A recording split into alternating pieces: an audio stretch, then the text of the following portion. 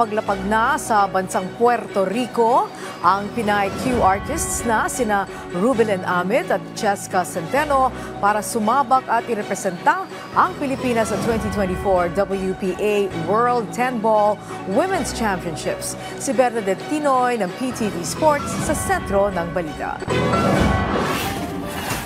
Kasunod ng pagkapanalo ni Cheska Centeno sa Las Vegas 10-Ball Open, Jeffrey Ignacio sa Japan Open, Yohan Chua sa Hanoi Open at Team Asia sa inaugural Reyes Cup, tunay ngang hinakot ng Filipino pool stars ang major tournament ngayong taon. At nito lang Setyembre nang gumawa na kasaysayan ng Pinay Q artist sa si Rubilin Amit matapos ang kininang kampyonato sa 2024 WPA Women's World 9-Ball Championships na ginanap sa New Zealand. Ayon kay Rubilin, ipinagmamalaki niya na muling irepresenta ang bansa ngayong November 11 para sa WPA World 10-Ball Women's Championship at Mixed Doubles event na gaganapin sa bansang Puerto Rico. Dito makakasama niya rin ang defending champion at kapwa Pinay na si Centeno. Sa social media post ni Rubilin, sinabi niya nakalapag na sila sa Puerto Rico para sa paparating na laban.